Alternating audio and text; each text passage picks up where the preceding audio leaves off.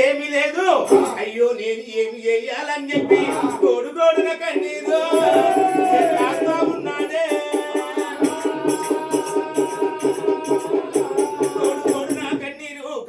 ఉంటా అంటే మాత్రం ఏమి చేయాలని ఆ తల్లి మాత్రము ఆ ఈతికి ఈ పనికి పోయి ఆ పనికి పోయి సారడి బియ్యం తీసుకొచ్చి వంట చేసుకుంటూ పెడతాడు పెడతా అంటే మాత్రము కాలమా విధి అమ్మ మాత్రము ఆ కాలం లోపల ఆ టైం లోపల అప్పుడు ఏమి చేసిందంటే అయ్యో మన ఏడుతాల ఎల్లగౌడుకు మాత్రం తిందామంటే తిండి దొరకలేదు గంజి కూడా దొరకలేని పరిస్థితి వచ్చింది అనుకోని మాత్రము మా ఏడతాలు ఎల్లగౌడు దగ్గరికి మాత్రము మా ఎల్లవ తల్లి మాల్యమైందట మరి ఇతనికి ఏమి చెయ్యాలి ఇతను మాత్రము నేను వరం ఇచ్చినోని కావాలి మరి ఇట్లా పోతే మన దొరకబడతారు అనుకోని మాత్రము అప్పుడు ఏడుతాల ఎల్లగౌడు మాత్రము మనమంతా తిరుగుతున్నాడే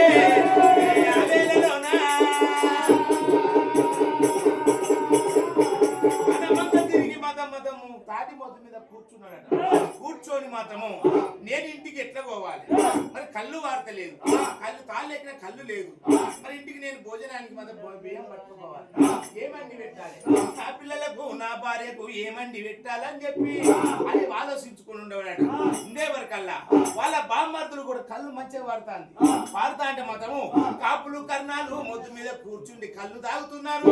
తాగుతా అంటే రేణికా పరంజ్యోతి మాల్యమయ్యి బాగా చూసింది మరి నేను ఏం చెయ్యాలి ఇతనికి నేను వరం ఇచ్చినోని కావాలి అనుకోని మాత్రం రేణికా పరంజ్యోతి సరి అవతారం ఎత్తే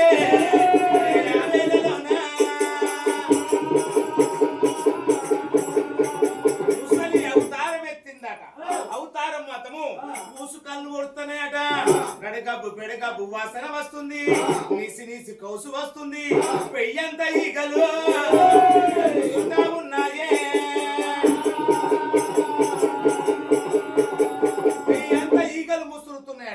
ముసురుతా అంటే బామ్మార్ద దగ్గరికి ఫస్ట్ పోతాం అని చెప్పి కట్టె పట్టుకొని అనుకుంటా పోతా ఉంటే అప్పుడు ముగుతాలతోని ఆడ పట్టుకొని ఉన్నారట ఓ అమ్మా ఓ అయ్యా నాకు దాహం ఎత్తాంది కాస్తంత కళ్ళు పోయమన్నాడు ఓ అమ్మా నువ్వు ఈ రకంగా వస్తాన్నావు జిబ ఈగలున్నాయి